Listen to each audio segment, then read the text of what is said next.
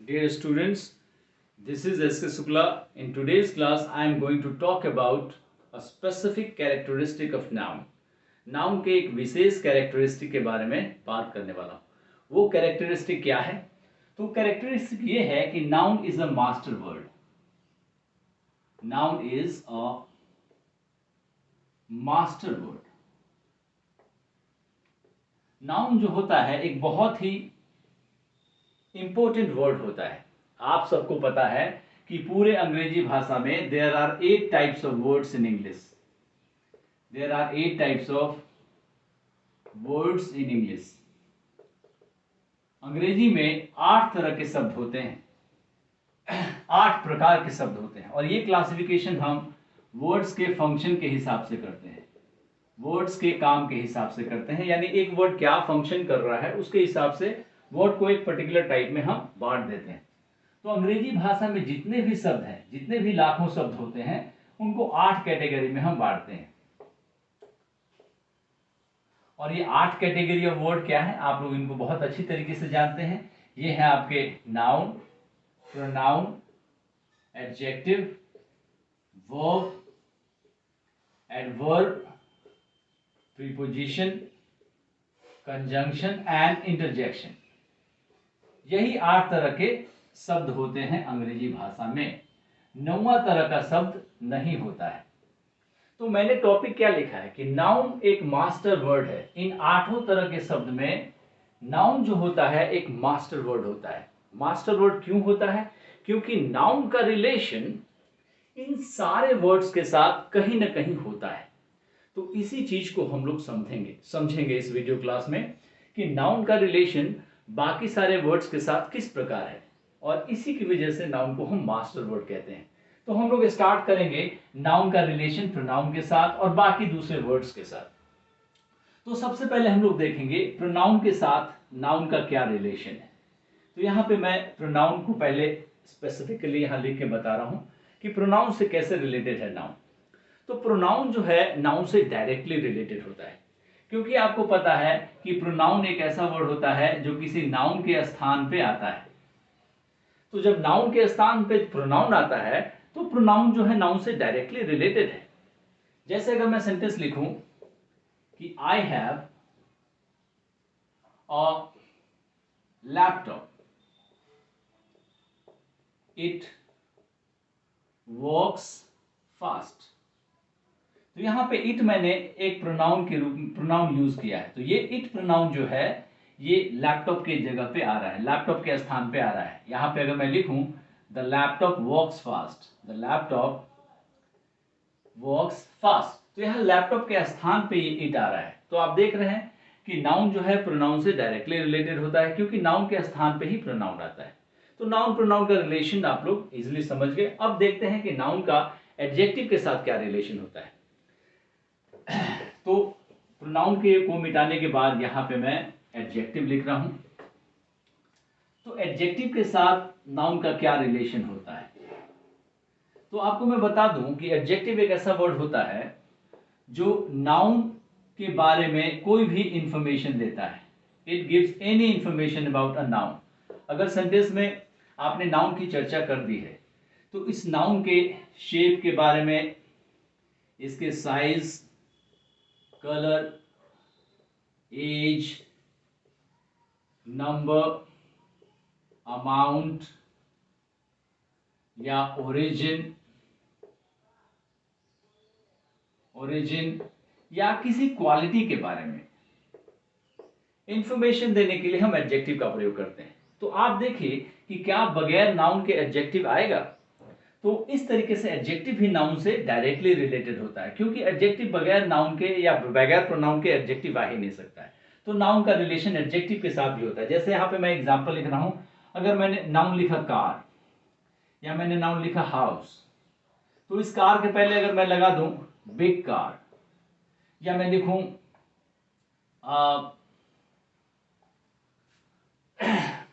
Big car, तो यहां big जो है ये कार के बारे में इंफॉर्मेशन दे रहा है। अगर मैं लिखूं यहां पे स्मॉल हाउस, तो यहां स्मॉल जो है ये हाउस के बारे में इंफॉर्मेशन दे रहा है। अगर मैं लिखूं फार्मर,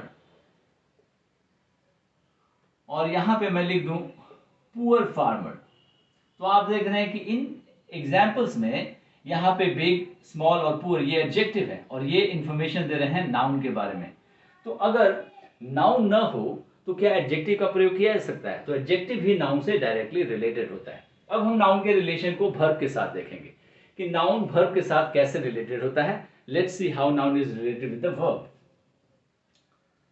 तो इसको मैं मिटा देता हूं, उसके बाद वर्ब के साथ इसके रिलेशन को मैं लिख रहा हूं कि नाउन वर्ब के साथ कैसे रिलेटेड होता है। तो आप सबको पता है कि वर्ब एक ऐसा वर्ड है जो एक्शन को डिनोट करता है या स्टेट और बीइंग को डिनोट करता है। तो वर्ब जब एक्शन को डिनोट करेगा तो इस एक्शन का दो प्लेयर होगा। वर्ब जब एक्शन को डिनोट करेगा तो एक्शन का दो प्लेयर होता है, एक जो इस एक्शन को करता है यानी डूअर, और दूसरा जो इस एक्शन का जिसके ऊपर इफेक्ट पड़ता है, जो इस एक्शन से प्रभावित होता है। तो ये आपका सफरर हो गया, सफरर, डूअर एंड सफरर। तो डूअर जो होता है इसको हम सब्जेक्ट कहते हैं और जो सफरर जो होता है उसको हम ऑब्जेक्ट कहते हैं। तो सेंटेंस में सब्जेक्ट बनाने के लिए भी हम नाउन का प्रयोग करते हैं और सेंटेंस में ऑब्जेक्ट बनाने के लिए भी हम नाउन का प्रयोग करते हैं। तो आप क्लियरली देख सकते हैं कि नाउन का रिलेशन वर्ब के साथ कैसे है। सो दोनों जो वर्ब से रिलेटेड दोनों प्लेयर हैं, सब्जेक्ट और ऑब्जेक्ट, दोनों के लिए, दोनों को डिनोट करने के लिए हम नाउन का ही प्रयोग करते हैं। जैसे इस एग्जांपल को देखिए, अगर मैं लिखूं सेंटेंस कि Mohan killed a snake yesterday, तो इस सेंटेंस में आप क्लियरली देख सकते हैं कि किल्ड एक वर्ब है और इस वर्ब का दो प्लेयर है, इस एक्शन का दो प्लेयर है। इस एक्शन को करने वाला मोहन जो कि सब्जेक्ट है और इस एक्शन का इफेक्ट झेलने वाला स्नेक जो कि ऑब्जेक्ट है। तो आप क्लियरली देख सकते हैं कि वर्ब से सब्जेक्ट और ऑब्जेक्ट किस तरीके से रिलेटेड है। बगैर सब्जेक्ट के वर्ब नहीं आएगा और बगैर ऑब्जेक्ट के वर्ब का मीनिंग क्लियर नहीं होगा।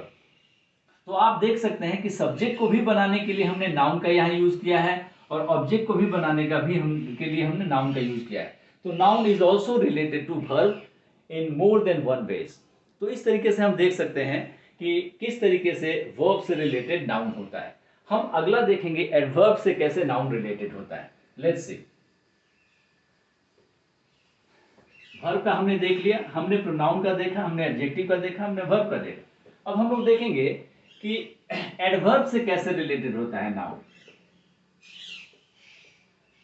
तो आप सबको पता है कि एडवर्ब एक ऐसा वर्ड होता है जो किसी वर्ब के बारे में इंफॉर्मेशन देता है या किसी एडजेक्टिव के बारे में या किसी दूसरे एडवर्ब के बारे में इंफॉर्मेशन देता है। तो इसका डायरेक्ट रिलेशन नाउन के साथ नहीं होता है, लेकिन जब भी हम एडवर्ब फ्रेज का इस्तेमाल करते हैं, जब भी हमको एडवर्ब फ्रेज बनाना होता है तो एडवर्ब फ्रेज बनाने के लिए हम नाउन का प्रयोग करते हैं। बगैर नाउन के आप एडवर्ब फ्रेज नहीं बना सकते हैं। जैसे इस एग्जाम्पल को देखिए, अगर मैं सेंटेंस लिखूं कि John came here last week, तो इस सेंटेंस में जॉन आपका सब्जेक्ट हो गया, केम वर्ब है, यहां पे दो एडवर्ब लगे हुए हैं, एक हियर ये एडवर्ब है और लास्ट वीक ये एडवर्ब फ्रेज है, दिस इज एडवर्ब फ्रेज। और आप क्लियरली देख सकते हैं कि इस एडवर्ब फ्रेज को बनाने के लिए हमने नाउन का इस्तेमाल किया है, वीक को इस्तेमाल किया है। सो नाउन का प्रयोग एडवर्ब फ्रेज को बनाने के लिए किया जाता है। So noun is also involve some way or the other in the formation of adverb. एक और एग्जाम्पल से समझते हैं। इस एग्जाम्पल को देखिए, अगर मैं लिखूं कि Maria will go in the morning, तो इस सेंटेंस में मारिया सब्जेक्ट है, विल गो आपका वर्ब है और इन द मॉर्निंग ये एडवर्ब फ्रेज है, दिस इज एडवर्ब फ्रेज। तो आप क्लियरली देख सकते हैं कि इस एडवर्ब फ्रेज को बनाने के लिए हमने नाउन मॉर्निंग का यूज किया है, जैसे यहां पे हमने वीक का यूज किया है। तो एडवर्ब फ्रेज बनाने के लिए हम नाउन का प्रयोग करते हैं। तो अगला हमारा वर्ड है प्रेपोजिशन, कि प्रेपोजिशन से कैसे नाउन रिलेटेड होता है। लेट्स सी, प्रीपोजिशन से कैसे रिलेटेड होता है नाउन?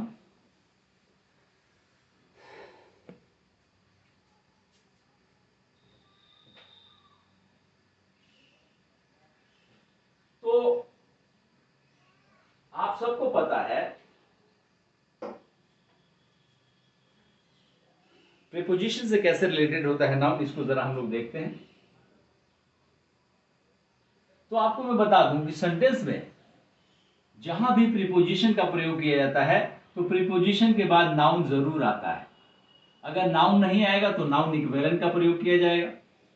तो प्रीपोजिशन के बाद नाउन आता है तो प्रीपोजिशन का नाउन के साथ रिलेशन हुआ कि नहीं, यानी प्रीपोजिशन के बाद जो नाउन आ रहा है ये ऑब्जेक्ट ऑफ प्रीपोजिशन होता है। This is object of preposition. तो इस तरीके से प्रीपोजिशन और नाउन एक दूसरे से क्लोजली इंटरलिंक्ड होता है, क्योंकि प्रीपोजिशन के बाद नाउन आना कंपलसरी है। नाउन नहीं आएगा तो नाउन इक्विवेलेंट आएगा, तो नाउन इक्विवेलेंट भी एक्चुअली नाउन को ही रिप्लेस करता है, तो नाउन का ही काम करता है। जैसे इस एग्जांपल को देखिए, अगर मैं सेंटेंस लिखूं the cow is grazing in the field, तो आप क्लियरली देख सकते हैं कि इन यहाँ पे प्रीपोजिशन है और प्रीपोजिशन के बाद हमने नाउन लगाया है फील्ड। दिस इज, तो यहाँ पे आप देख रहे हैं कि इन और ये नाउन, ये प्रीपोजिशन और नाउन एक दूसरे से कैसे जुड़ा हुआ है।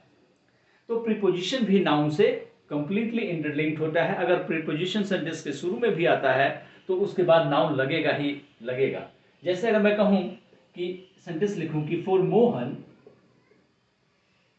This is very easy, this is very easy, तो आप क्लियरली देख सकते हैं कि फॉर यहां प्रीपोजिशन है और प्रीपोजिशन के बाद हमने मोहन नाउन का यूज किया है। तो सेंटेंस में प्रीपोजिशन कहीं भी लगे उसके बाद नाउन आएगा ही आएगा।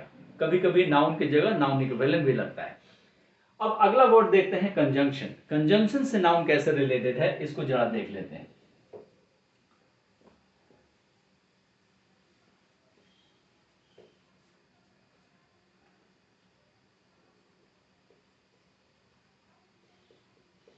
तो आप लोग सबको पता है कि कंजंक्शन एक ऐसा वर्ड है जो दो या दो से ज्यादा ग्रामेटिकल यूनिट्स को आपस में कनेक्ट करेगा।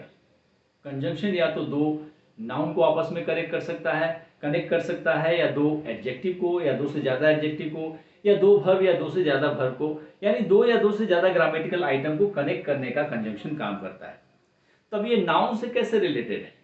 तो जब ये दो नाउन को आपस में कनेक्ट करता है तो ये नाउन से रिलेटेड हो जाता है। जैसे अगर मैं लिखूं कि राम एंड श्याम, तो आप देख रहे हैं कि राम भी नाउन है, श्याम भी नाउन है, एंड यहां पे कंजंक्शन का काम कर रहा है। अगर मैं लिखूं ब्रेड एंड बटर,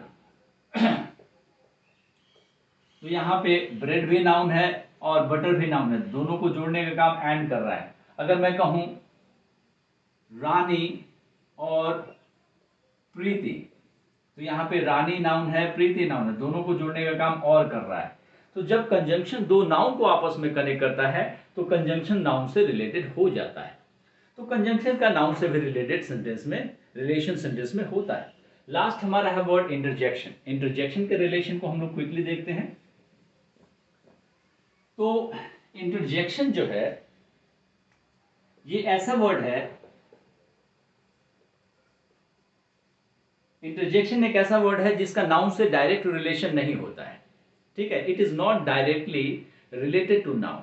लेकिन इंटरजेक्शन जो है एक्सक्लेमेटरी सेंटेंस बनाने का काम करता है नाउन के साथ मिलकर। तो कभी कभी इंटरजेक्शन नाउन के साथ मिलकर एक्सक्लेमेटरी सेंटेंस बनाता है और वहां पे इंटरजेक्शन और नाउन एक दूसरे के रिलेशन में आ जाते हैं। जैसे अगर मैं सेंटेंस लिखूं कि वाव, यहां पे वाव इंटरजेक्शन है और आगे मैं लिखूं व्हाट अ कार, तो आप देख रहे हैं कि इस एक्सक्लेमेटरी सेंटेंस में हमने इंटरजेक्शन और इस नाउन को एक साथ कंबाइन करके एक्सक्लेमेटरी सेंटेंस बनाया है। तो एक्सक्लेमेटरी सेंटेंस बनाने में इंटरजेक्शन और नाउन कभी कभी एक साथ यूज किए जाते हैं। तो इस तरीके से इंटरजेक्शन से भी ये रिलेटेड हो जाता है, इसका रिलेशन बन जाता है। तो इस तरीके से हमने देखा कि नाउन एक ऐसा वर्ड है जो सेंटेंस में हर वर्ड से रिलेटेड होता है इन सम वे और दी अदर। इसलिए नाउन को हम मास्टर वर्ड कहते हैं और नाउन सेंटेंस में हर जगह मौजूद हो सकता है। इसलिए नाउन को हमको बहुत अच्छी तरीके से पढ़ना चाहिए। If you like my video, you must subscribe and share it among your friends. Thanks for watching.